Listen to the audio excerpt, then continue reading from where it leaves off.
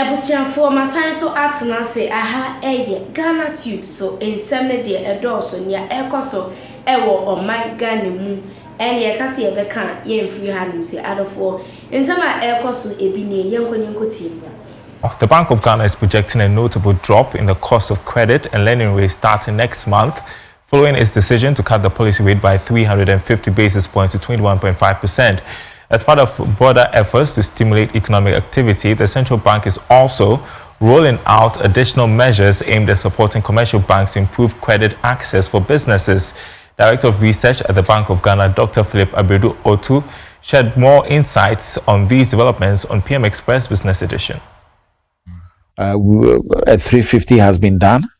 I expect another 350 to be done to lower the cost of credit for businesses. That in itself is a transmission. The way I think about the transmission from the central bank to the real economy, it happens in two stages. The first stage is from the central bank to the commercial banks. And then the second stage of the transmission is from the commercial banks to the real economy. Normally, the transmission from the central bank to the commercial banks is full. It's always 100%. Then in the second stage, at times it gets a little bit quirky. It gets a little bit tough because of probably the conditions of the commercial banks, and they try to risk profile their clients, and in the end the rates don't pass through well to the rest of the economy. I've seen this first cut that we did pass through already to the rest of the economy, and I think as we go down, as the banks continue to operate profitably, as the banks continue to operate in a well-capitalized environment, they'll begin to pass on some of these to the rest of the economy. The 300 resulted in some 250 basis point cut in the banks, the commercial banks responding to businesses, right? Yes, I saw. Are you going to see about some 300 this time round again? We should. I think we should. Joining me on Zoom is Wilson Zilavu, who is an economic analyst with Data Bank Research. Good afternoon to you. So the Bank of Ghana has cut the policy rate by 350 basis points to 21.5%. From your perspective, is this aggressive enough to stimulate borrowing and investment? Thank you very much, Daryl. Yes, from my perspective, I think to some extent it goes a long run to stimulate borrowing. Considering where we are coming from, 25%, and then a 350 basis points cuts to 21.5%. A lot of it will be dependent on creditworthiness on the market and how best old loans are recovered. You have a situation where the NPL is hovering around 21.7%, indicating that is excluding provisional losses, indicating that loans have not fully been recovered from the market. So I think banks would have a cautious strategy to disburse loans, and we don't expect a direct impact soon. We expect a gradual approach to the disbursement of loans to aid in economic activity.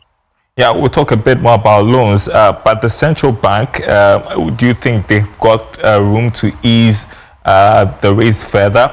Because inflation is targeted to fall within the target band, projected to fall within a target band of 8+2, if I'm not mistaken, by the end of the fourth quarter.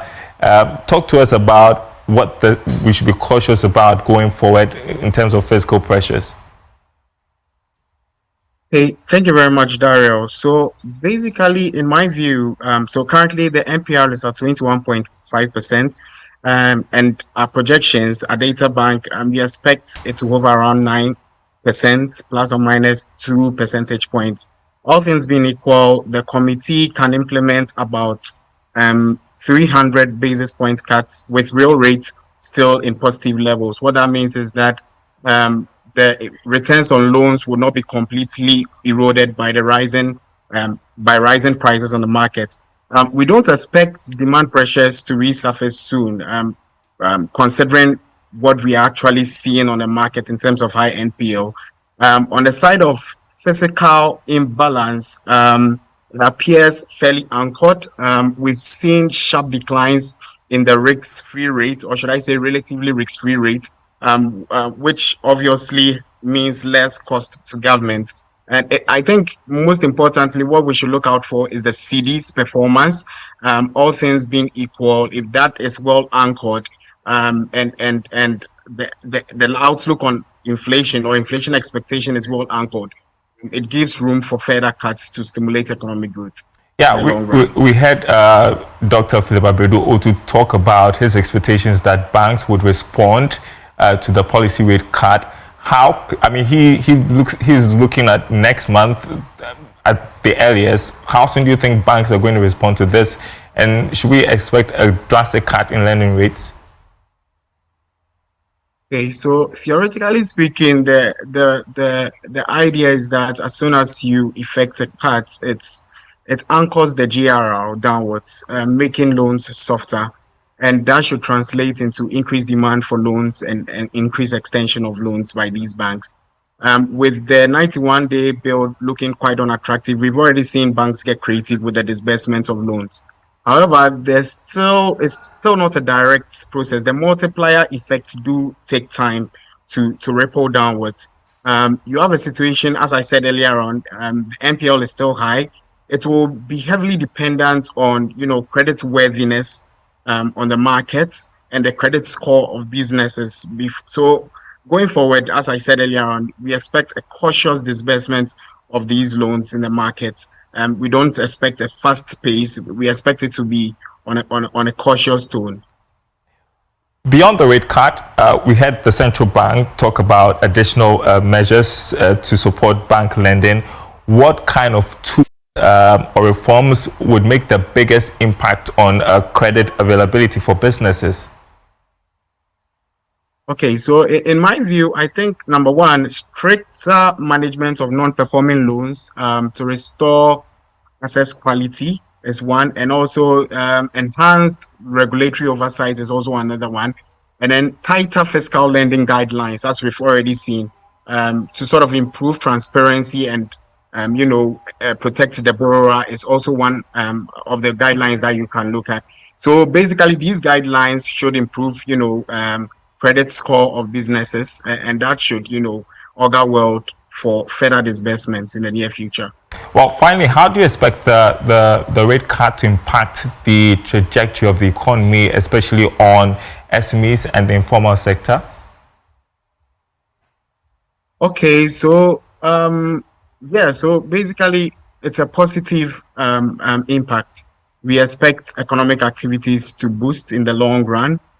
For SMEs, although this obviously enhances export business activities, to some extent it is well anchored on adaptability, how best these SMEs can adapt to the changing economic environment because of the competition that is in the market. So basically, although these SMEs have in the past gotten softer loans, we should see further disbursement of these softer loans to these SMEs. But most importantly, their survival in the market will be heavily dependent on how quickly they are able to adapt to competition in the market. All right. Thank you so much, Wilson Zilevu, who is an economic analyst with DataBank Research. Appreciate your time. Nia ekoso ewo yema Ghana mu ene mesho se ko comment section na fa comment no ebrem na mejebre akenkan ede ama ofefefe aha eye Ghanatube so insema ekoso ena onsa ebeka unsubscribe ya subscribe na hit notification bell no for more news updates see ade akamo.